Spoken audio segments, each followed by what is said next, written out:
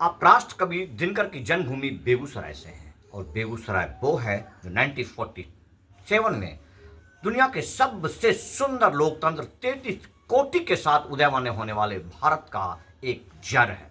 इसलिए जड़ है चूंकि भारत के प्रथम प्रधानमंत्री जवाहरलाल नेहरू के बहुत ही प्रिय और बहुत ही करीबी राष्ट्र कवि दिनकर जी उनके सहभागी और सहयोगी हुआ करते थे। लेकिन जब जब जरूरत हुआ इन्होंने कलम के माध्यम से, कटाक्ष के माध्यम से उन्हें टोकने का प्रयास किया, उन्हें रोकने का प्रयास किया। एक वाक्य है, जब लाल किला पर झंडा फहराते समय दिनकर जी के साथ जवाहरलाल नेहरू चल रहे थे और लड़खड़ा कर वो गिरने ही वाले थे कि दिनकर जी उन्हें थाम लिया और फिर जवाहरलाल नेहरू ने धन्यवाद के साथ उनका अभिवादन करना चाहा। इस पर दिनकर जी ने कहा कि इसकी कोई आवश्यकता नहीं है, जब जब सत्ता लड़खड़ाती है तब तब कलम उन्हें थामती है। तो आप उसी बेगूसराय की मैं बात कर रहा हूं जहां पर 5 पत्रकारों के ऊपर, अज्ञात 5 पत्रकारों के ऊपर मुकदमा दर्ज हुआ है और मुकदमा भी ऐसे मामलों में दर्ज हुआ है जब 18 जनवरी को माननीय नीतीश कुमार जी, मुख्यमंत्री, बिहार के मुख्यमंत्री नीतीश कुमार जी का बेगूसराय दौरा हुआ मनियप्पा पंचायत में।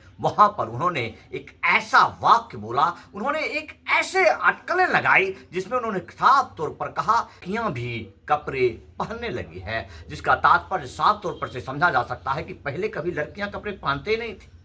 और ये बात बिहार नहीं दुनिया के विशेषज्ञों को बुरा लगा। इससे पहले भी कई ऐसे वाक्य हैं जब Nitish Kumar ji old age factor से गुजर रहे हैं और उनके द्वारा बोले गए बातों को खूब हवा दिया जाता है और उसका राजनीति की होता है, इससे कोई लेना देना नहीं होता है। लेकिन यहां पर कलम को प्रतिबंध लगाने की जो खेल खेला गया है, जिसमें मुकदमा दर्ज हुआ है, उसके बारे में साफ तौर पर मैं इतना बता दूं कि हम लोग सोशल मीडिया के जर्नलिस्ट हैं, पत्रकार हैं, डिजिटल पत्रकार हैं और हमारे लिए पूर्ण रूपेण प्रतिबंधित था वो जगह। लेकिन आवेदक करता जो एक प्रखंड विकास पदाधिकारी है, उसने साफ तौर पर आवेदन किया है कि यहां सोशल मीडिया के पत्रकारों के द्वारा माननीय मुख्यमंत्री नीतीश कुमार की गरिमा को चोट पहुंचाने के लिए इस प्रकार को तोड़ मरोड़ कर बातों को चलाया गया या व्हाट्सएप ग्रुपों में इधर से उधर भेजा गया। अब मैं याद दिलाता हूं आपको, तमाम नीचे चलने वाले स्क्रोलों में आप ध्यान से देख रहे होंगे, ये वो चीज है जो जनसुराज के संस्थापक या कहें कि कर्ता धर्ता जनसुराज सुप्रीमो आज मैं कहता हूं प्रशांत किशोर जी के द्वारा प्रतिदिन एक स्लोगन देकर के जनसुराज के जो ऑफिशियल आईडी है उस पर छोड़ा जाता है, क्या नीतीश कुमार जी का मानसिक संतुलन ठीक है? ये उसका मूल कैप्शन होता है और उसके नीचे तमाम आज से 2 साल 3 साल पहले से, जब से नीतीश बाबू बहके हैं तब से उसके नीचे ये चीज लगा होता है। क्या इसमें उनके गरिमा को ठेस नहीं पहुंचाता है? या इनके बातों को, क्या इनके ऊपर मुकदमा नहीं होना चाहिए? या फिर उन्हीं में से आपको मैं बता दूं, याद दिला दूं कि जब नीतीश कुमार जी ने विधानसभा में तमाम नारी जाति के लिए अपमानजनक शब्दों को कहा था, जहां पर पूरे बिहार में जोर शोर से उस समय भारतीय जनता पार्टी विपक्ष के में हुआ करती थी और विपक्ष के नेता थे वर्तमान के उप मुख्यमंत्री विजय सिन्हा जी, और वो किस तरह से गरजे थे उसका भी तस्वीर आपके नीचे लगा हुआ है। इनके ऊपर मुकदमा नहीं हुआ।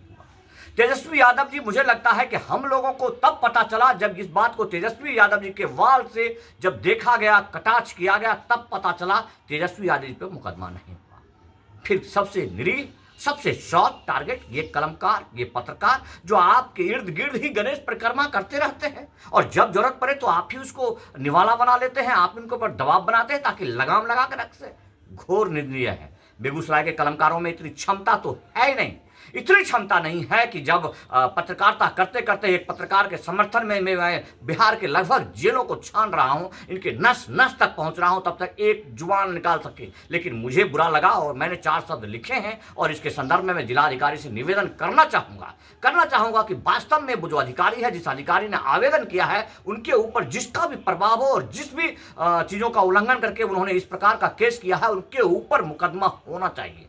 सबसे पहले निलंबन तो अति आवश्यक है उनका, कि किस आधार पर उन्होंने संपूर्ण चीज की जांच हो कि वहां पर होने वाले कार्यों में कितनी अनियमितता बरती गई है। कई चैनलों पर आपने देखा होगा कि जहां पर बाल मजदूरी कराया जा रहा था, वहीं पर तमाम पूरे जिला के जिलाधिकारी वहां क्या कर रहे थे और जो किया उसका आउटपुट अब तक क्या निकला आपको? क्या माननीय नीतीश कुमार जी प्रगति यात्रा के माध्यम से जिस प्रकार से धन को लुटा रहे हैं वो सिर्फ वोट की खेती नहीं है क्या? उसके संदर्भ में भी कोई पत्रकार कुछ कहने को तैयार नहीं है। यहां तक कि पत्रकारों को नजदीक जाने की अनुमति नहीं दी जाती है जिससे कि सवाल पूछा जा न सके, जिसका प्रत्यक्ष प्रमाण है कि बनियापा पंचायत के मुखिया मुरारी कुमार जी के द्वारा बाद में जिस तरह से उभर रहे हैं, वो जिस तरह से उफर रहे हैं, वो मीडिया में बयान दे रहे हैं, क्या वहां पर इन अधिकारियों की नजर नहीं जाती? तो इन्होंने निरीह प्रकार के एक ऐसे कलमकारी विधा को समाप्त करने की बात कही है जिसके लिए कबीर दास जी ने कहा, निंदक नियरे राखिए आंगन कुटीर छवाए, बिन साबुन पानी बिना निर्मल करे सुहाए। क्या आप लोकतंत्र को स्वच्छ नहीं रखना चाहते हैं, निर्मल नहीं रखना चाहते हैं, जो निंदकों पर इस प्रकार की कार्रवाइयां करते हैं? खेद है मुझे कि जिस दिनकर की धरती से दिनकर जी ने लोहे का मर्द लिखा और उसी दिनकर की धरती पर ये कलमकार लोग सिर्फ कलमकारों का सहयोग भी नहीं कर पाते हैं, अपनी बातों को नहीं रख पाते हैं, अपने ऊपर अत्याचार पर नहीं बोल पाते हैं, तो दूसरे पर ये क्या बोलेंगे? खेद के साथ मैं पुनः उन लोगों के लिए अपने दिल पर ऑल इज वेल कहने के लिए कहा जाता हूं, जो लोग आशा रखते हैं कि हमारे लिए पत्रकार बोले, ये आपके लिए कभी नहीं बोल सकते, क्योंकि जब अपने लिए नहीं बोलेंगे तो आपके लिए क्या बोलेंगे? वैसे अंशतः मेरे द्वारा जगाने के बाद कुछ पत्रकार शायद इकट्ठा होने वाले थे स्वर्ण जयंती पुस्तकालय में, लेकिन इससे आगे ये कहीं जा ही नहीं सकते, क्योंकि मुझे पता है कहाँ तक दौर है इनका। जय हिंद, वंदे मातरम।